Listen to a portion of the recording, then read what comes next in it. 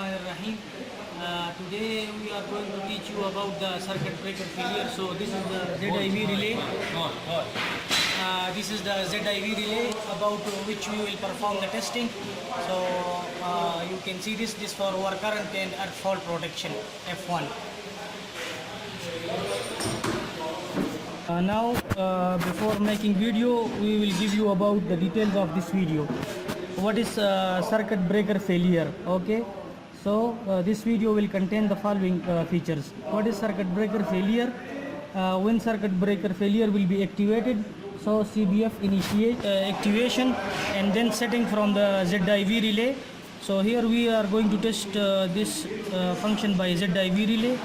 So all information will be about ZIV relay will be included here, and then the configuration, and number 5th we will going to inject and measure the time, how we will measure the time. So that's how our procedure will go. So right now we will start about what is CBF. Actually, for example, we have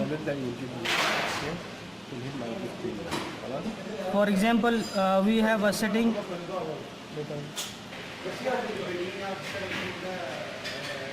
Okay, for example, we have a setting value for our current 0.3 ampere. Now, for example, if current is 0.3 or above 0.3 value, according to our set value, it should trip the breaker, right? So here I will show you. We have one our current relay which we named this by R1, right? This have a set value, for example, 0.3 ampere. Here we have one CT. So for example, this relay setting value for example 0.3 ampere. So this is one relay. For example, we give it the name of R1, which is used for our current function. So when the current reach 0.3 or above 0.3, this relay will be picked. So this relay, when this relay picked, so there will be one timer here. This, for example, 15 milliseconds. So after 15 milliseconds, this contacts will be picked and will give circuit breaker to trip coil to trip the breaker, right? Okay, now at the same time, first this portion, for example, this portion fails, I mean trip not happened here. What will we do next? So here we introduced you to the concept of breaker failure. Now breaker is failed already. So what will we do the next? So next is this procedure, which will give you the whole information about the circuit breaker failure, what is circuit breaker failure, and how circuit breaker failure will be initiated and what it will do. Okay, so we have another relay which is named by R2.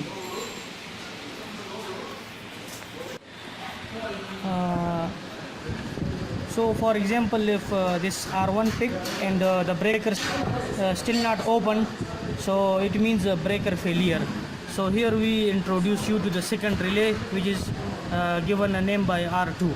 So R2 is used for circuit breaker failure.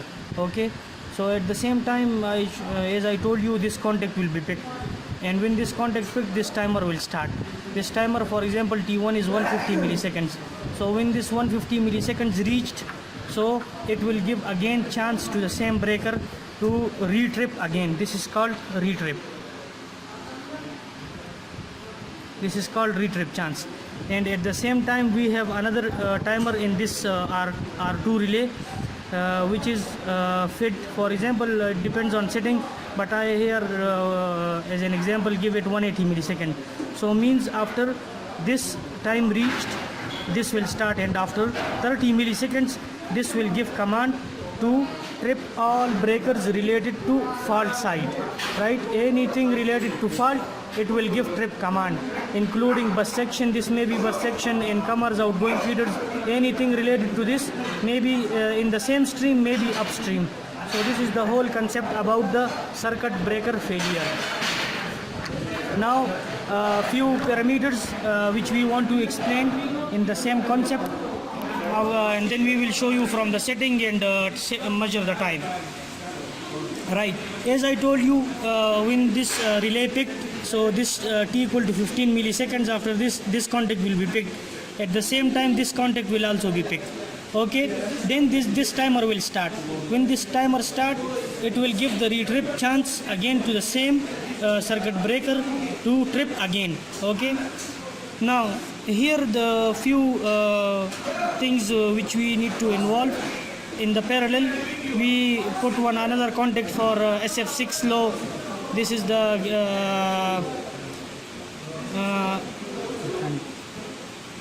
okay, SF6 low. Same, we take one contact from FS6 low, spring charged and trip coil faulty, like this. These are in parallel with this. Okay, so this contact for CBF, right? This one for FS6 low. So any of the contact picked, it will start the timer and it will trip this, and after it is not retripped, so it will give trip command for this one, right? Another concept we have, instead of using T1 and T2 concept here, which I explained to you, it will give another chance. This T1 will give another chance to the same breaker to trip again. But here also we have some schemes which don't give a chance again to this, because here also V1 fault. So why we need to give another chance to the same breaker to trip again? So we will keep one timer. We will keep one timer and we will use this timer. So after this time reached, it will trip all the related faulty side breakers. Anything, any breakers related to this fault, it will make trip for that. So this is the whole concept about the circuit breaker failure. Now the next portion, we will go for setting and configuration. So for setting, we will set it like this. Now, for example, this is a neutral time over current. I select unit 1 and then come to the neutral time over current. This is my set value for over current pickup, right? Okay. Now next we will go for breaker failure. In the protection, there one option, breaker failure. This breaker failure, open this one. Okay, now here breaker failure phase pickup and breaker failure ground pickup. So we will make this, for example, 0.3. It should be noted that this value should be less than the over current pickup. This value should be less than the over current pickup. This is important to note, right? Now I send this setting to the relay. Another thing is the breaker failure delay. These are the time delay. This is T2 and this is T1. T1 is the retrip delay. For example, here 0.3. Okay, and this one maximum we kept up to 2 seconds. So this just to give you the information. So that's why we kept it to measure the value and measure it from Frisia. So that's why we kept this high. This is the maximum limit. You cannot select more than 2 seconds delay, right? This usually less than 2. Now we will send this to the relay. Okay, this already sent to the relay. Configuration, how we configured this these outputs. So here is the output number 32, which we used for the retrip. These 2 wires, red wires, this from output 32, which are being configured for a retrip. Here you can see this output number 32 configured for a retrip. Okay, then the next one, input output logic, outputs, and then in outputs come to the output number 31.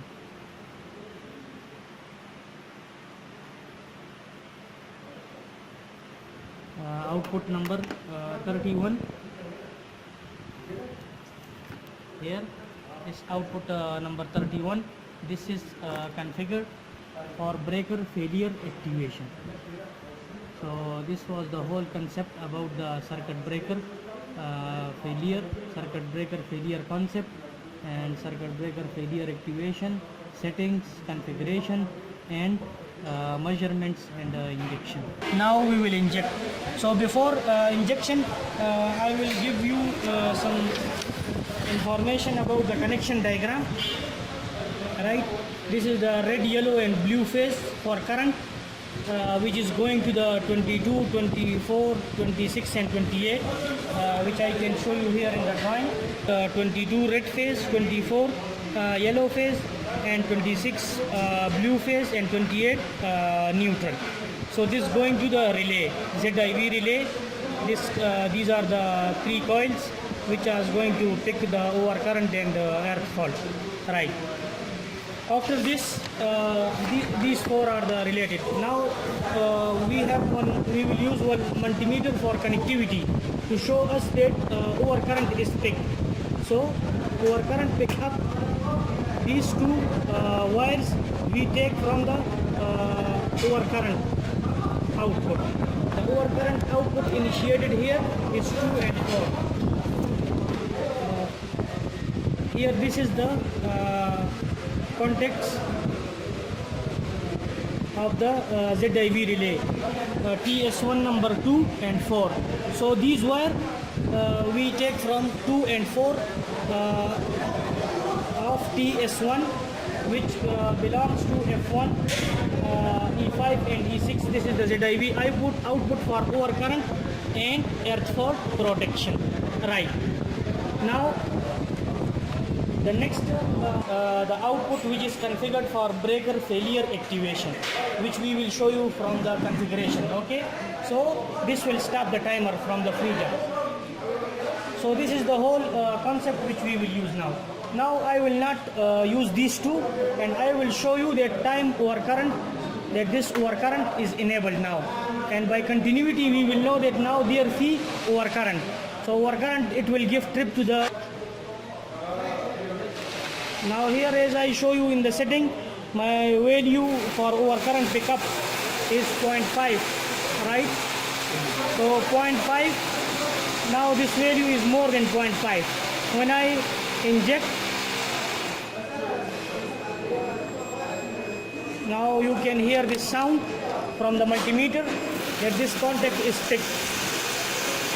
Okay, so these 2 contacts, these 2 wires belongs to the circuit breaker failure activation. Okay, and now we have another 2 wires which from our ZIV relay go to output number 31. Okay, these 2 wires for retrip. These 2 wires for retrip. Okay, so now I will start injection. Here you can hear the multimeter sound that relay F1 overcurrent output is picked. Okay, now I will stop this and connect the freezer, connect the output of retrip delay. Right, this is the retrip. So when I inject here,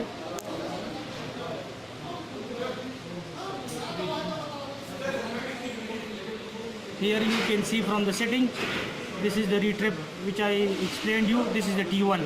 Okay, so this the set value is 0.3, and here the measured value is 366 milliseconds. So after this we will remove these contacts and fix the contacts of the